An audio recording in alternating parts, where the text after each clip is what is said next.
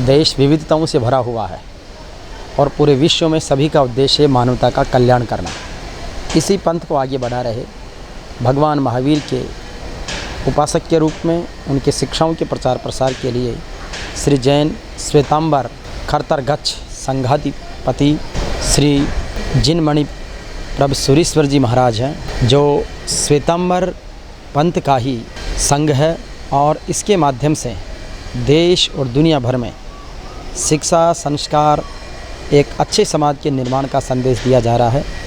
हमने भी पिछले 2 दिन से महाराज श्री के सानिध्य में रहकर जीवन का एक अनूठा दिव्य अनुभव किया है। गुरुदेव कहते हैं जिस तरीके की जीवन पद्धति संघ की है, जिस तरीके की परंपराएं हैं उनके बारे में और उनके पश्चात एक मानव को श्रेष्ठ जीवन जीने का संदेश देने के बारे में। जैन धर्म अनादिकाल से चल रहा है। वर्तमान का जो कालखंड है जिसे जैन शास्त्रों की परिभाषा में अवसर्पिणी काल कहा जाता है, इस अवसर्पिणी काल में 24 तीर्थंकर परमात्मा हुए। पहले तीर्थंकर परमात्मा आदिनाथ हुए और 24वें तीर्थंकर परमात्मा महावीर हुए। परमात्मा महावीर के जो संदेश हैं वो संदेश किसी भी जाति, किसी भी संप्रदाय, किसी भी पंथ के लिए नहीं है, ये समूची मानव जाति के लिए है। परमात्मा महावीर ने जातिवाद का ज़बरदस्त विरोध किया और परमात्मा ने कहा कि आप ब्राह्मण हो, क्षत्रिय हो, वैश्य हो, शूद्र हो, कोई भी हो, लेकिन मुख्य रूप से आप मानव हैं और सबको हिल मिल करके रहना है।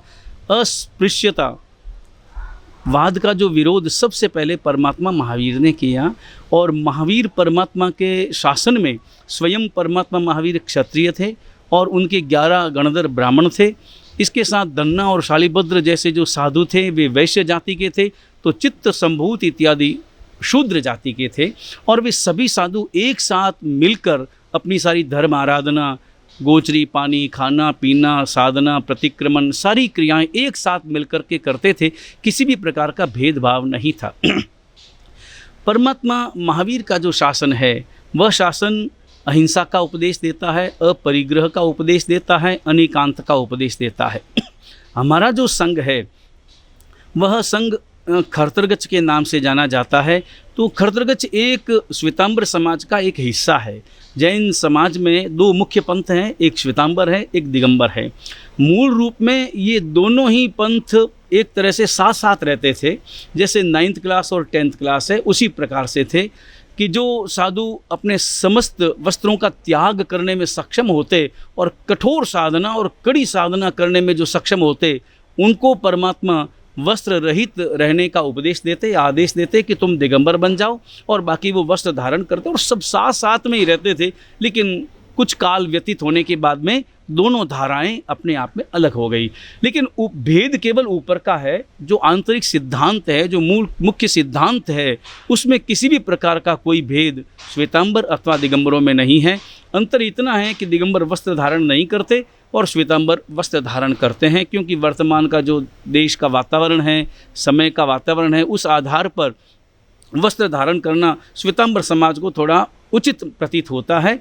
लेकिन भेद इतना ही है। इसके अलावा और अन्य जो शास्त्रीय सिद्धांत है, जैसे रात्रि भोजन का त्याग है कि केश लुंचन इत्यादि है, या अपने आत्मा के संबंध में जो भी अपने मौलिक सिद्धांत है, उसमें किसी भी प्रकार का श्वेतांबर दिगंबर में भेद नहीं है।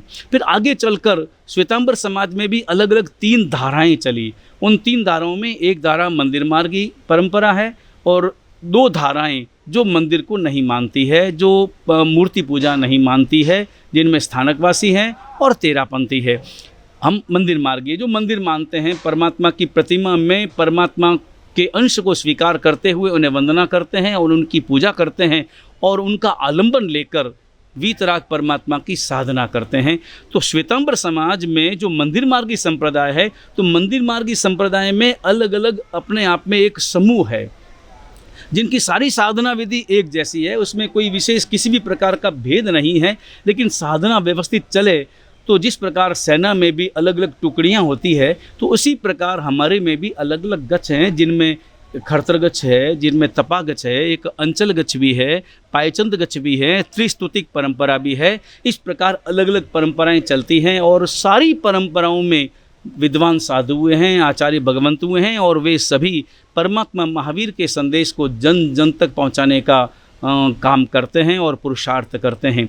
जैन साधु बनना अपने आप में सबसे बड़ी कठोर साधना है। और वैसे सभी के लिए एक उत्सुकता रहती है कि जैन साधु कैसे बना जाए। क्या वो जैन समाज में या वैश्य वर्ग में जन्म लेने वाला ही बन सकता है या उसके उपासक सभी हो सकते हैं? नहीं, सबसे पहले तो मैंने ये कहा कि जैन धर्म में कोई जातिवाद नहीं है।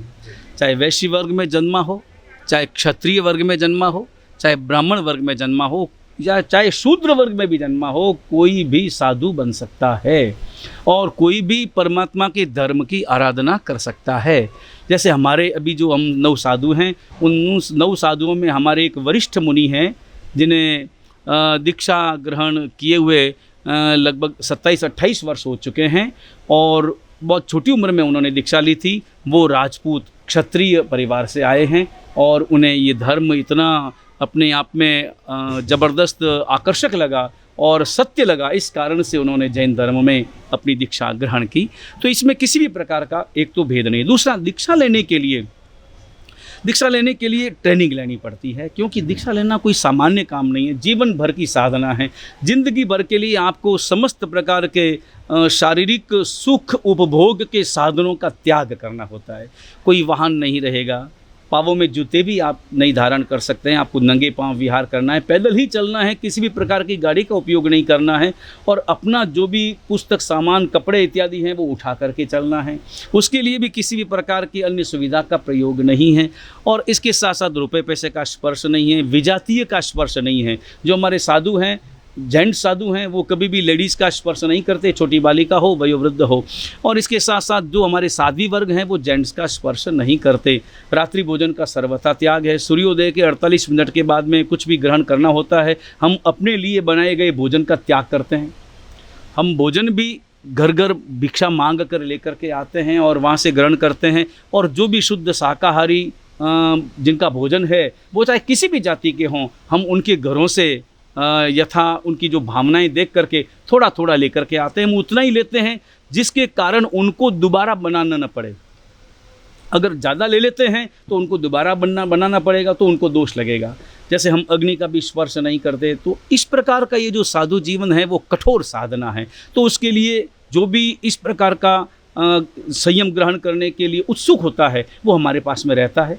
उसे ट्रेनिंग दी जाती है, सारी उन्हें क्रियाएं समझाई जाती है, उनको उद्देश्य समझाया जाता है कि दीक्षा क्यों लेना, तुम दीक्षा क्यों लेने जा रहे हो।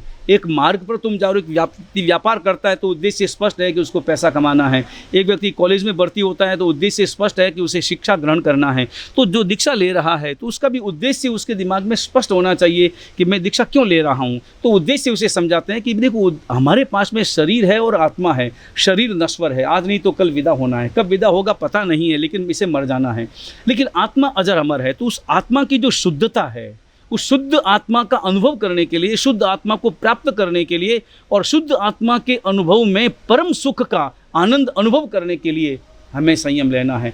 तो हमें समता में जीना है। प्रतिकूल वातावरण मिलता है तब भी हमें अपने अंतर में परम प्रसन्नता बनाए रखनी। बिल्कुल समता हमारे अंतर में चाहिए, क्योंकि ये तो जीवन है और जीवन में सब जगह बहुत अच्छी सुविधाएं नहीं मिलती। जैसी मिलती है, हम अपने लिए मकान भी नहीं बनाते। मकान भी बना हुआ हमारे लिए हो तो हम रहते ही नहीं हैं। जो एक सार्वजनिक मकान हो वहीं जा कर के रहते हैं, मांग करके रहते हैं, फिर वहाँ से विदा हो जाते हैं। तो इस प्रकार का जो साधु जीवन है अपने आप। और एक मैं बात बताऊँ कि पहले सनातन धर्म में भी साधु का ऐसा ही जीवन था। सनातन धर्म में भी मनुस्मृति इत्यादि में साधुओं की जो व्याख्या की है, सनातन साधुओं की जो व्याख्या की है, उसमें भी यही लिखा हुआ है कि अनग्नि रेणी के तस्यात। वो लिखते हैं मनु जी महाराज कि साधु वो है जो अपने लिए बनाए गए मकान का उपयोग नहीं करता, अपने लिए बनाए गए भोजन को ग्रहण नहीं करता और अग्नि का भी स्पर्श नहीं करता। इसी प्रकार संत तुलसीदास जी भी लिखते हैं कि कोई चाले हाथी घोड़ा पाल की मंगाए के, साधु चाले पैया पैया कीड़ी को बचाए के। ये संत तुलसीदास जी के शब्द हैं। वो कहते हैं कि साधु वही है जो पैदल चलता है और कीड़ी बचाए के, यानी किसी भी प्रकार के जीवों को जरा भी कष्ट नहीं देते हुए जीवों की सुरक्षा करते हुए चलता है। तो ये साधु जीवन जो अपने आप में स्वाभाविक रूप से अद्भुत है, तो ट्रेनिंग दे करके ही उन्हें हम अपने धर्म में स्वीकार करते हैं। एक त्याग और वैराग्य की बड़ी पराकाष्ठा होती है। केश लोचन का जो विधि आती है वो अपने आप में बड़ी अद्भुत हैं। तो इतनी कठोर साधना, दूसरा अग्नि का जो स्पर्श आपने वर्जित किया है, तो यज्ञ हवन या इस टाइप के जो कार्यक्रम होते हैं सनातन धर्म में, या यज्ञ को बड़ा पवित्र माना गया है, तो क्या वो भी चीज़ इसमें वर्जित है? नहीं, हमारे में तो सर्वथा वर्जित है, और साधु तो कोई स्पर्श भी नहीं करता। यज्ञ हवन इत्यादि जो श्रावक लोग हैं वो करते हैं, जो गृहस्थ लोग हैं वो अपने हिसाब से जीवन उनका चलता है, क्योंकि वो तो संसारी व्यक्ति हैं, तो उन्हें तो व्यापार भी करना होता है, भोजन भी पकाना होता है, और सारे काम उन्हें करने होते हैं। लेकिन साधु जो है वो कभी भी इस प्रकार के आयोजन वो कभी भी नहीं करता है।